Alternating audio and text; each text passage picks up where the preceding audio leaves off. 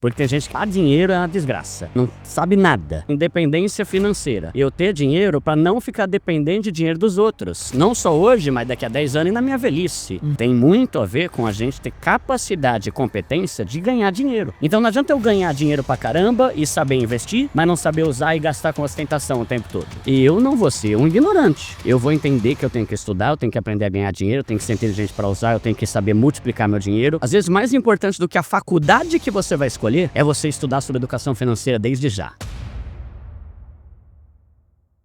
O que é educação financeira, pessoal? O Duda é um canal de educação financeira. Que peste é essa? É o que? É Faria Lima? É Wall Street? Educação financeira tem a ver com você ser inteligente com relação ao dinheiro. Porque tem gente que é o melhor arquiteto do mundo, é o melhor engenheiro, é o melhor artista, é o melhor jogador de futebol, mas para dinheiro é uma desgraça. Não sabe nada. Então, educação financeira eu coloco como um tripé. Você ter habilidade e inteligência para ganhar dinheiro, você ter habilidade e inteligência para usar esse dinheiro, e você ter habilidade e inteligência para multiplicar esse dinheiro. Muito bom. Então, isso é educação financeira. O que é educação financeira, Duda? Eu manjar de bolsa de valores? Também. Mas principalmente você saber ganhar dinheiro por meio de trabalho e renda extra. Principalmente aqui no Brasil, que a média salarial é minúscula, baixa. Cara, você tem que fazer outra coisa. Por quê? Porque eu já tô te falando, tenha mais fonte de renda. Só o teu salário, ok. Só de estar empregado já é uma bênção. Antes eu achava que renda extra é coisa pra gente que quer mudar de vida e sair da pobreza. Hoje eu entendo que nenhum multimilionário tem uma fonte de renda só. Emprega o seu dinheiro em negócios diferentes. Invista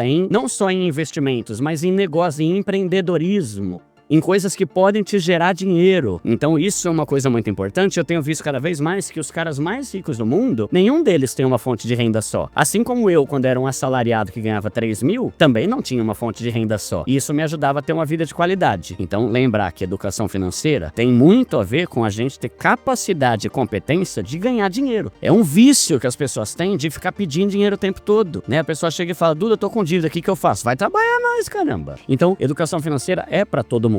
E aí a dica, abre a torneira, feche o ralo e diminua o seu nível por 5 anos. Abrir a torneira tem a ver com o quê? Tem que entrar mais dinheiro. O que eu posso fazer para entrar mais dinheiro? Abre a torneira, quer dizer o quê? Faz entrar mais dinheiro. Segunda coisa, fecha o ralo, para de ficar gastando. Por que eu gosto de usar a ilustração de um tripé? Se eu tirar qualquer perna de um tripé, cai. Então não adianta eu ganhar dinheiro pra caramba e saber investir, mas não saber usar e gastar com ostentação o tempo todo. Por outro lado, não aguenta eu não ser ostentador e saber investir, mas ser braço curto pra trabalhar. Por outro lado, não adianta eu trabalhar pra caramba e gastar pouco, mas não saber multiplicar meu dinheiro. A inflação vai comer tudo que eu ganho. E essa é a habilidade que a gente tem que ter. E é algo que a gente precisa, porque o dinheiro é uma coisa que nos dá muita qualidade de vida, né? Falar de dinheiro é um tabu. Nas famílias as pessoas não tão falam. Muito grande.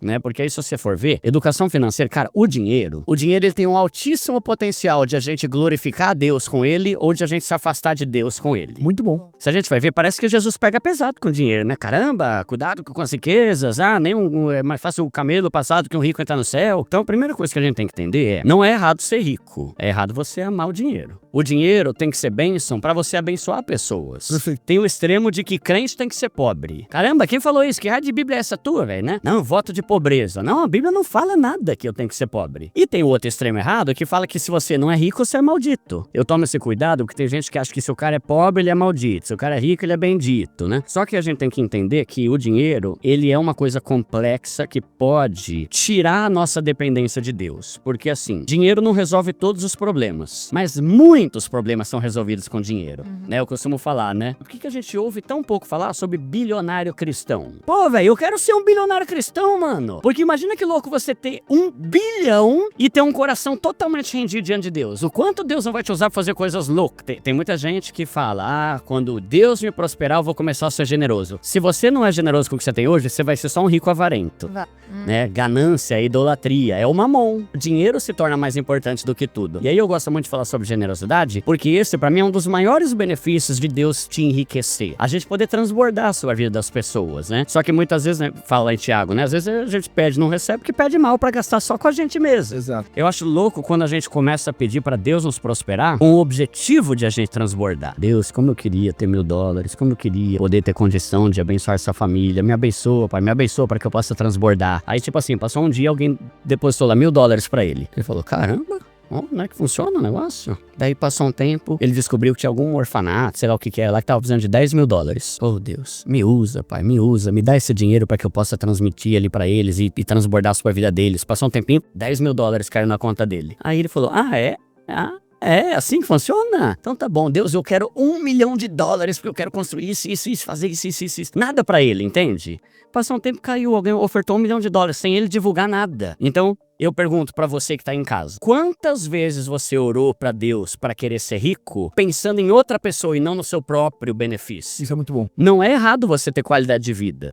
Tanto que eu costumo falar, por que eu acho que a gente tem que querer ser rico? Não tem nada a ver com integridade, tá? Porque riqueza não define caráter de ninguém. O pobre pode ser incrível e o rico pode ser uma desgraça. Por que eu acho que você tem que querer ser rico? Primeiro, qualidade de vida pra você e pra tua família. Você merece, você trabalha que não é uma mula, por que você tem que ser um lascado que nunca tem dinheiro pra nada, né? Então, ter sempre ali condição de ir comer num restaurante, fazer uma viagenzinha de vez em quando, por que não, né? Por que todo mundo viaja, eu só fico olhando, galera, ó, tá, né? Então, você merece, que é bom que o homem desfrute e goze, né, do fruto do seu trabalho. Então, isso é bênção. Segunda coisa importante, independência financeira. Eu ter dinheiro pra não ficar dependente de dinheiro dos outros. Não só hoje, mas daqui a 10 anos e na minha velhice. Hoje em dia, de cada 3 aposentados no Brasil, 2 ganham um salário mínimo. O que você faz com o salário mínimo hoje? Porcaria nenhuma. Então, é ridículo. Sem contar que esses dias o presidente do TCU, que é o Tribunal de Contas da União, falou, se nada for feito, daqui a 5 anos a Previdência vai quebrar. E a gente não vai ter como pagar mais aposentadoria de todo mundo. Então assim, eu preciso pensar, Deus me dá inteligência pra pensar no futuro. E mesmo porque a Bíblia fala que os pais que devem tesourar pros filhos e não os filhos pros pais. Então pensar nessa independência financeira de eu ter dinheiro, porque eu tenho uma reserva de emergência, eu tenho uma grana investida. Aí o pessoal falou, Duda, você não acha que esse papo de ter dinheiro reservado é uma falta de confiança? Que o sábio tem sempre dinheiro e azeite, né, mantimento, depende da tradução, armazenado em casa, mas o tolo devora tudo que ganha. Então é atitude de sábio fazer. Então, a gente ter essa questão da independência financeira, eu ter dinheiro pra fazer meu pé de meia, reserva de emergência. Eu gosto de fazer uma ilustração. Pensa num jogo de futebol. Reserva. O que é o reserva? É o cara que tá lá, mas não tá no campo. Ele só vai entrar se der ruim. Reserva é aquilo que está reservado. E emergência é aquilo que é emergencial. Reserva de emergência é um dinheiro que você deixa guardado pra ser usado em situações de emergência. Não é pra comer pizza, não é pra descer pra praia, nem descer pro Guarujá. É pra... Deu ruim. Caramba, deu ruim, velho. Quebrou a geladeira. Furou o pneu. Estourou a bateria do carro. Isso é uma emergência. Eu tenho essa grana pra resolver esse problema sem ter que me afundar em dívida, cartão de crédito, limite, empréstimo, agiota, meu tio, minha avó, enfim. Qual que é a reserva de emergência ideal? 6 meses do seu custo de vida. Então, se o teu custo de vida é 3 mil, você vai multiplicar isso por 6, vai dar 18 mil. Só que como o meu canal é pro pessoal mais simples, eu diminuo a régua. Eu falo, cara, tem uma reserva de 3 mil reais. Se você tiver uma reserva de 3 mil reais, o princípio da reserva de emergência que a gente aprende com a história de José do Egito e as 7 anos de prosperidade e 7 de perrengue, né? E você vai ter paz, você não vai começar a se afundar quando acontecer algum problema, alguma emergência, e esse é um princípio bom. E tem a ver também com aquele negócio de parar de ficar dependendo do dinheiro dos outros. Se der ruim, eu não vou pedir pro banco, eu tenho o meu dinheiro pra resolver isso. Então, isso é uma reserva de emergência, né? E aí, a questão da generosidade, que eu acho maravilhoso. Então, porque eu realmente não tô nem aí pra gasto idiota. Tem gente que gosta, mas eu não gosto de ostentação, eu não gosto de ficar gastando dinheiro com coisa importada, com carro. Ah, eu tenho 8 carros importados. Tá, tenha. Mas isso não me atrai, meu coração não tá nem um pouco nisso. Então, quanto mais eu ganho, mais eu vou aumentando minhas ofertas, porque eu preciso, pra viver, eu e minha esposa, a gente vive bem. Entende? A gente já tem tudo, estamos construindo nossa casa e tal. E é legal porque não é um valor X, é um percentual de quanto eu ganho. Então, quanto mais eu ganho, mais oferta vai. Só que eu pergunto, quantas vezes a gente tá pensando, a gente tá pedindo pra que Deus nos prospere, pensando no outro? Muitas vezes, e eu até entendo quando a gente é muito pobre, a gente tem uma vida tão miserável que a gente é difícil pensar no outro. Tem uma coisa que eu falo que é o seguinte, a plataforma Bet, ela tem 3 pessoas envolvidas. Primeiro é o dono da plataforma, que é bilionário. Segundo, é o influenciador milionário que ganha milhões pra falar dela. E terceiro é o otário que joga. Tipo assim, é isso. Você é o idiota da última ponta. É você é o único que não ganha nada e acha que tá ganhando. E você é um infeliz, porque aquele que tenta enriquecer depressa, certamente certamente entrará em ruína. O Bet Tigrinho tá mostrando, a Bíblia tinha razão, que tá todo mundo se lascando com essa porcaria de bet, né? Então, tem a ver com desespero pra você ganhar dinheiro rápido. Não tem atalho. Eu falo, né, que o enriquecimento só tem 3 amigos: trabalho, simplicidade e investimento, né? Então, assim, é um negócio que é falta de inteligência. É que nem Mega Sena. Você tem uma chance em 50 milhões. É mais fácil você ser atingido 3 vezes por um raio do que ganhar da Mega Sena, né? Então, é um negócio absurdo.